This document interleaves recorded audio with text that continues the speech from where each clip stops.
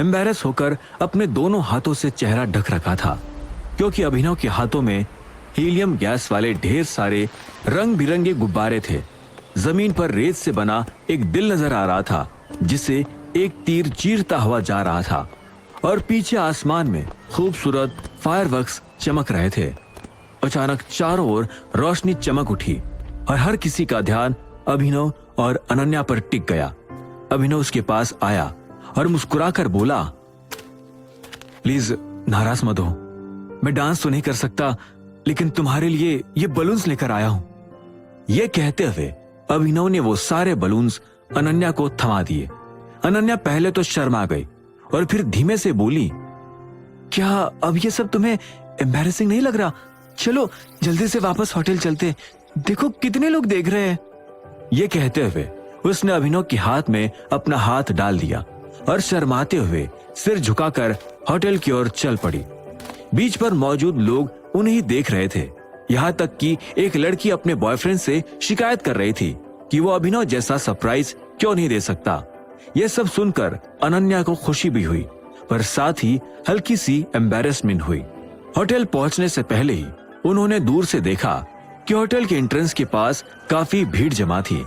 लोग ऊंची आवाज में बातें कर रहे थे, जैसे कोई झगड़ा हो रहा हो। पास में पुलिस की गाड़ियां लाल और नीली बत्तियां चमकाते हुए खड़ी थी। अनन्या ने घबराकर पूछा, यहाँ क्या हो गया? अभिनव को भी कुछ अंदाजा नहीं था। वे दोनों ही एंट्रेंस की ओर बढ़े। अभिनव जैसे ही भीड़ में घुसने वाला था, अचानक दो लोग बिजली की तेजी से अभिनव और अनन्या की ओर बढ़े। अनन्या इतनी डर गई कि लगभग चिल्लाने वाली थी, लेकिन उनमें से एक ने उसका मुंह ढक दिया। अभिनव भी अचानक आ रहे उन लोगों की वजह से टाइगर मोड में आ गया और उसने तुरंत अपनी तरफ आ रहे आदमी पर जोरदार मुक्का चलाया, मगर उसके हाथ को उस आदमी ने हवा में ही पकड़ लिया और गहरी आवाज में बोला, अभिनव, मैं हूं कबीर। अभिनव को तब एहसास हुआ कि सामने अपना पहाड़ सा शरीर लिए कबीर खड़ा था और अनन्या का मुंह ढकने वाला दूसरा शख्स वुल्फ था। दोनों के चेहरों पर घबराहट साफ झलक रही थी। कबीर ने अभिनव को कोई भी सवाल पूछने का मौका दिए बगैर कहा, फॉलो मी। वो अभिनव और अनन्या को होटल के एक अंधेरे और शांत कोने में ले गया।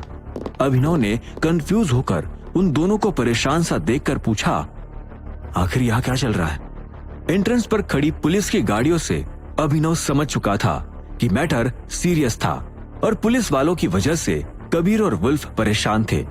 कबीर ने गहरी सांस लेकर कहा, अभिनव, ये लोग तुम्हें अरेस्ट करने के लिए आए हैं। ये सुनते अभिनव को जैसे बिजली का झटका लगा। वो हैरान रह गया और बोला, मुझे अरेस्ट करने? लेकिन आखिर मैंने किया क्या है? अनन्या ने तुरंत कहा, अभिनव को अरेस्ट करने का क्या मतलब है? हम तो बस प्री वेडिंग फोटोशूट करने आए हैं। उसने यहाँ किसी से कोई लड़ाई भी नहीं की। कबीर ने एक गहरी सांस ली और बोला, अभिनव, तुम्हें टोरंटो की कपूर फैमिली वाली न्यूज याद है? उन्होंने अपने पॉलिटिकल कनेक्शंस का इस्तेमाल करके यहाँ की लोकल अथॉरिटी से कह दिया है कि उस मर्डर केस में तुम्हें अरेस्ट किया जाए, क्योंकि तुम प्राइम सस्पेक्ट हो। ये सुनते ही अभिनव की आंखों में गुस्सा तैर गया।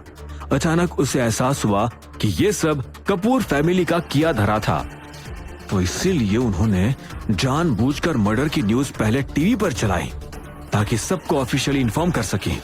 और फिर जैसे ही मैं अमेरिका पहुंचा, उन्होंने मुझे यहाँ घर से दूर अरेस्ट करवाने की कोशिश की। शायद उन्हें लगा होगा कि कनाडा से बाहर मेरा कोई सहारा नहीं होगा, ना ही गढ़वाल फैमिली मेरी हेल्प कर पाएगी। अभिनव ने कड़वी हंसी के साथ कहा। कबीर ने वार्न करते हुए कहा, अब जब पुलिस तुम्हें गिरफ्तार करने आ चुकी है, तो कपूर फैमिली पब्लिकली क्लेम कर रही है कि तुम जगदीप के मर्डर के प्राइम सस्पेक्ट हो। कबीर की बात सुनकर अनन्या का चेहरा पीला पड़ गया और उसकी आंखें शौक की वजह से फटी की फटी रह गई। अभिनव की नजरों में गुस्सा साफ था, पर वो हल्की मुस्कान के साथ बोला, कपूर फैमिली मुझे अपने घर से दूर रहते हुए पकड़वाना चाहती थी। They played really well. शायद उन्हें पहले से ही अंदाजा था कि मैं कनाडा छोड़कर बाहर जाने वाला हूँ। क्या पता वे चुपचाप मेरे हर मूवमेंट पर नजर रख रहे हो। घर लौटने के बाद मुझे हंसराज जी से इस बारे में बात करनी होगी। अनन्या का दिल ये सब सुनकर तेजी से धड़क रहा था। उसने अभिनव का हाथ पकड़ते हुए कहा, अभिनव, ये सब क्या चल रहा है? ये कपूर फैमिली का मामला आखिर है क्या? अनन्या को बस इतना पता था कि अभिनव ने ईशान की जिंदगी बचाई थी, लेकिन जगदीप के साथ क्या हुआ था इसकी उसे कोई जानकारी नहीं थी और न ही उसने न्यूज में देखा था। अभिनव ने हल्की मुस्कान के साथ कहा, अनन्या, सब कुछ ठीक है, टेंशन मत लो। कबीर ने सीरियस आवाज में आगे कहा, अभिनव, मैंने पहले हंसराज जी से कांटेक्ट कर लिया। उन्होंने गढ़वाल फैमिली की लोकल फोर्सेस को एक्टिव कर दिया है। हम जल्द ही मायामी छोड़कर कनाडा लौट जाएंगे। अभिनव के चेहरे पर बेबसी साफ झलक रही थी। वो अपनी होने वाली पत्नी के साथ अच्छी यादें बनाने आया था, पर अचानक आई इन सिचुएशंस ने सब कुछ बिगाड़ दिया था।